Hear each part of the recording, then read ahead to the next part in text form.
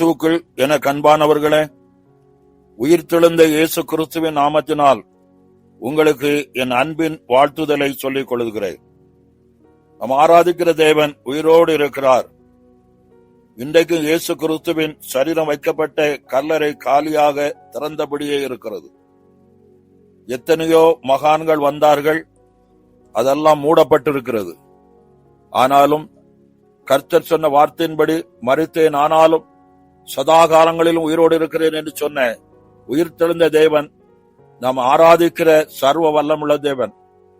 அவர் ஒருவரே உன்னதமானவர். அன்பானவர்களே, அவர் உயிர்த்தெழுந்தால், பிரியமானவர்களே, அவர் சர்வ வல்லமுள்ள தேவன் தம்மை அவர்களுக்கு உயிரோடு இருக்கிறவராய் காண்பித்தார். அப்போஸ்தலர் நடபடிகள் 1 அதிகாரம் 3 வசனத்தில் சொல்லப்பட்டபடி அவர் பாடுபட்ட பின்பு 40 நாளளவும் அப்போஸ்தலருக்கு தரிசனமாகி தேவனுடைய ராஜ்யத்துக்குரியவர்களை அவருடனே பேசி அநேக தெளிவான திருஷ்டாந்தங்களினாலே அவர்களுக்கு தம்மை உயிரோடு இருக்கிறவராக காண்பித்தார். அன்பானவர்களே, இயேசு உயிர்த்தெழுந்த இந்த நாளிலே உங்களிடத்தில் ஒரு கேள்வியை உங்கள் முன் நிறுத்த விரும்புகிறேன். இந்த கேள்வியிலிருந்து கிடைக்கும் பதிலை நம் வாழ்வில் அபியாசப்படுத்தி அதை நாம் அனுபவிக்க பரிசுத்த ஆவியானவர் நமக்கு உதவி செய்வாராக. உயிர்த்தெழுந்த இயேசுவை நாம் எப்படி அறிந்திருக்கிறோம்? யோவான் சுவிசேஷம் 20 அதிகாரம் 13 16 வரைக்குள்ள வசனங்களை பார்க்கும்போது, இயேசு கல்லறையில் இல்லாததை அறிந்த மரியாள் அழுது கொண்டிருக்கிறாள். இயேசு அவளுக்கு தன்னை வெளிப்படுத்தின போது இயேசுவை அறியாதிருந்தார். யோவான் சுவிசேஷம் 20:15 பார்க்கும்போது அவரை தோட்டக்காரர் என்று எண்ணினாள். மரியாளுக்கு அவள் தோட்டக்காரராக காணப்பட்டது.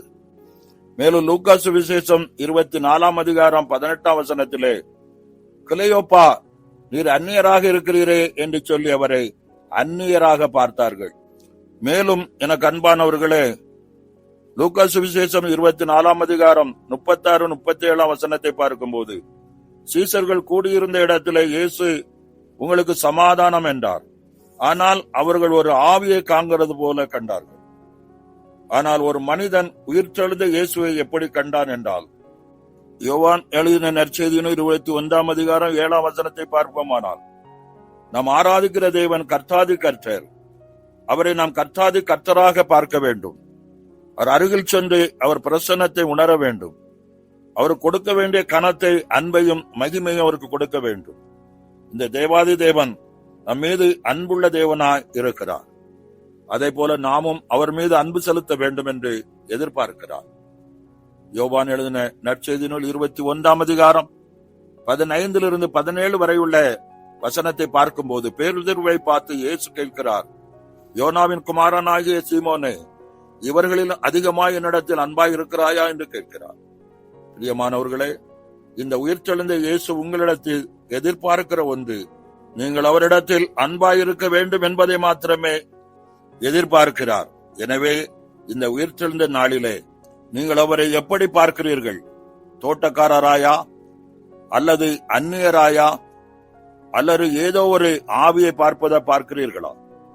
எனக்கு அன்பானவர்களே, அவர் மகிமையின் ராஜாவாய், கர்த்தாதி கர்த்தாவாய் அவரை பார்த்து அவரிடத்தில் அன்பு கூறுவோம். அவர் மகிமையை வெற்றி சிறந்தவர். மீண்டும் மகிமையின் ராஜாவாய், மகிமையின் ராஜாதி ராஜாவாய் நமக்காக மத்திய ஆகாயத்திலே மீண்டு வருவார். அந்த மகிமையின் ராஜாவை சந்திக்க ஆயத்தப்படுவோம். மாரநாதா, இயேசுவே சீக்கிரம் வாரும். அப்போஸ்தலர் 1:11 சொல்லப்பட்டது போல, கலிலேயராகிய மனுஷரே, நீங்கள் ஏன் வானத்தை எண்ணாந்து பார்த்து நிற்கிறீர்கள்? உங்களிடத்திற்கு வானத்து எடுத்துக்கொள்ளப்பட்ட இந்த இயேசுவானவர் எப்படி உங்கள் கண்களுக்கு முன்பாக வானத்துக்கு எழுந்தருளி போனாரோ அப்படியே மறுபடியும் வருவார் என்றார்.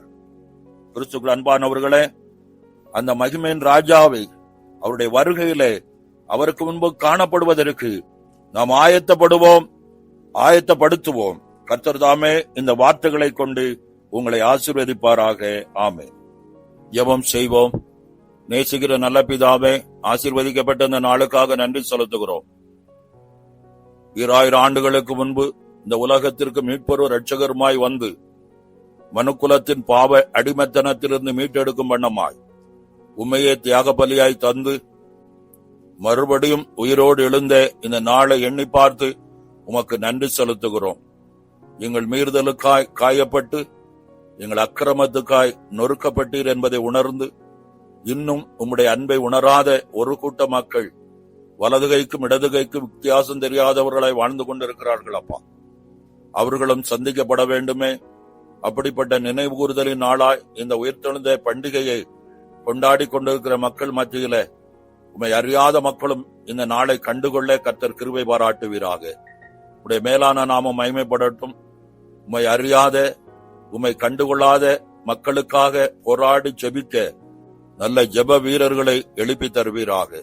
உடைய நல்ல நாமம் மகிமைப்படட்டும்.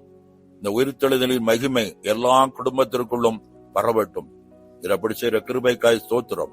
இயேசுவின் நாமத்தில் ஜெபிக்கிறோம். நன்மையின் வாக்குத்தத்தங்களை கரத்திலிருந்து எடுத்துக் கொள்ளுகிறோம் நல்ல பிதாவே. ஆமேன், ஆமேன்.